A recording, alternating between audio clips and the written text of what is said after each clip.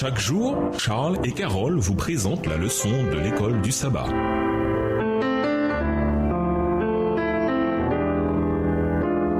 Bienvenue dans votre émission. Dieu nous parle. Nous voilà à la leçon de dimanche. 2 déclarations contradictoires. Le monde au sortir des mains du Seigneur était parfait. Genèse 1, le verset 31. La mort était une expérience inconnue pour Adam et Ève. Dans ce contexte, Dieu vint dans le jardin d'Éden et les mit en garde. Tu pourras manger de tous les arbres du jardin, mais tu ne mangeras pas de l'arbre de la connaissance de ce qui est bon ou mauvais, car le jour où tu en mangeras, tu mourras. Genèse 2, les versets 16 à 17. De quelle manière Genèse 2, les versets 16 et 17 montre-t-il la réalité du libre arbitre dans la perfection de l'Éden? Autrement dit, pourquoi Dieu avait-il besoin de les mettre en garde s'il n'avait pas la possibilité de choisir librement? Quelque temps après cet avertissement de Dieu, Satan prit la forme de serpent et vint également en Éden. Ève observa le serpent en train de manger du fruit sans pour autant mourir, ayant lui-même mangé du fruit défendu. Phrase tirée du livre Patriarches et Prophètes, au chapitre 3 à la page 34, livre écrit par Ellen G. White. Rien ne lui était arrivé. Lisons Genèse 3, les versets 1 à 4. Mettez-vous à la place d'Ève. Pourquoi ces paroles étaient-elles convaincantes? Genèse 3, les versets 1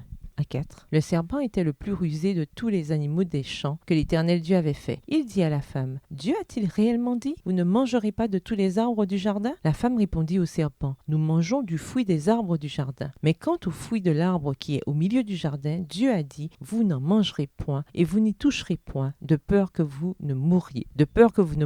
Alors le serpent dit à la femme, « Vous ne mourrez point. » Du point de vue de la logique humaine, l'argument du serpent était bien plus convaincant que la parole de Dieu. Tout d'abord, il n'y avait eu jusque-là dans la nature aucun signe de l'existence du péché et de la mort. Deuxièmement, le serpent mangeait du fruit défendu et l'appréciait beaucoup. Alors pourquoi Ève devait-elle se retenir de faire de même? L'ordre de Dieu semblait trop restrictif et insensé. Malheureusement, en faisant son choix entre les 2 déclarations contradictoires, Ève ne tint pas compte des 3 principes essentiels. Premièrement, la raison humaine n'est pas toujours la manière la plus sûre d'évaluer les questions spirituelles. Deuxièmement, la parole de Dieu peut sembler illogique et insensée, mais elle est toujours juste et digne de confiance. Et troisièmement, il y a des choses qui ne sont ni bonnes ni mauvaises en soi, mais Dieu les choisit comme des épreuves d'obéissance. Nous devons comprendre que l'expérience d'Ève dans le jardin d'Éden n'est pas un cas isolé dans l'histoire. Chaque jour et à chaque instant, nous devons choisir entre la parole de Dieu, qui pour beaucoup peut être impopulaire, et les attraits tentants de la culture dans laquelle nous vivons. Nos choix ont des conséquences éternelles. En quoi les clairs enseignements de la Bible sont-ils en contradiction avec les voies du monde? Au revoir. Et à demain si Dieu veut.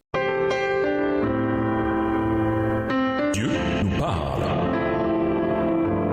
Chaque jour, Charles et Carole vous présentent la leçon de l'école du sabbat.